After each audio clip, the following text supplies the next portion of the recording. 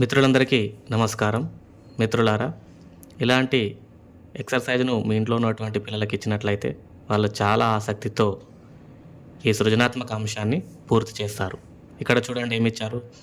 వర్ణమాల క్రమంలో అక్షరాలు కలపండి, ఏర్పడిన జంతువు పేరు చెప్పండి, దాని గురించి మాట్లాడండి అన్నారు. ఓకే, ముందుగా ఇక్కడ వర్ణమాలలోని అక్షరాలు ఇక్కడ ఇవ్వడం జరిగింది. ఆ అక్షరాల క్రమంలో మనం ఏం చేయాలి, ఒక గీత గీసుకుంటూ వెళ్ళాలి. పిల్లలకి ఇలాంటి సృజనాత్మక అంశాన్ని ఇస్తే వాళ్ళు చక్కగా అక్షరాలు నేర్చుకుంటారు. అదేవిధంగా బొమ్మను ఏ విధంగా గీయాలో కూడా తెలుసుకుంటారు. బొమ్మ గీసిన తర్వాత ఆ వచ్చినటువంటి బొమ్మ ఏమిటో దాని గురించి ఒక 3 లేదా 4 వాక్యాలు వాళ్ళ చేత మాట్లాడించండి. ఓకే, ముందుగా చూడండి ఇక్కడ ఆ ఉంది. ఇక్కడ నుంచి స్టార్ట్ చేద్దాం. ఓకే, ఆ ఆ ఏ ఏ ఓ ఓ ఏ ఏ ఐ ఓ ఓ ఔ అం అహ క ఖ గ ఘ జ్ఞ చ ఛ జ ఝ ఇని ట ఠ డ ఢ అణ త థ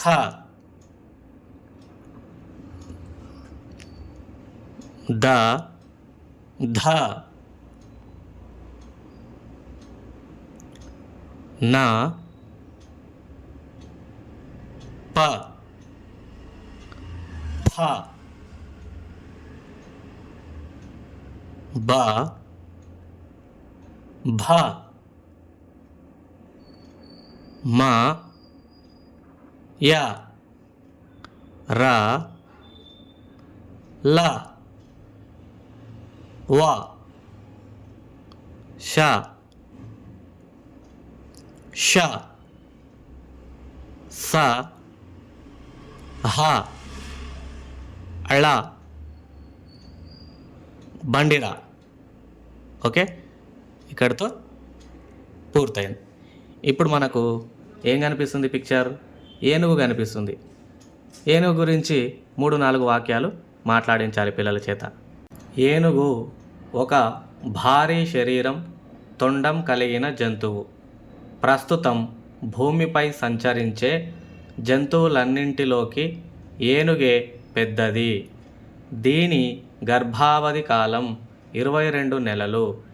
ఏనుగు 70 సంవత్సరాల కంటే ఎక్కువగా జీవిస్తుంది.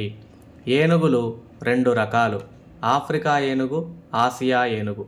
హిందువులు ఏనుగును వివిధ రకాలుగా పూజిస్తారు. ఇవి పూర్తిగా శాకాహారులు, బాగా తెలివైనవి. పిల్లలు చెప్పకపోతే మనం ఈ విధంగా ఏనుగు గురించిన విషయాన్ని పిల్లలకు తెలియజేయాలి మిత్రులారా. ఓకే, ఇలాంటి ఎక్సర్సైజ్ను మీ పిల్లలకి ఇవ్వండి. చాలా ఇంట్రెస్ట్తో ఈ సృజనాత్మక అంశాలని పూర్తి చేస్తారు. ఈ వీడియో మీకు నచ్చితే లైక్ చేయండి, షేర్ చేయండి, ఛానల్ను సబ్స్క్రైబ్ చేసుకోండి. థ్యాంక్ యూ మిత్రులారా.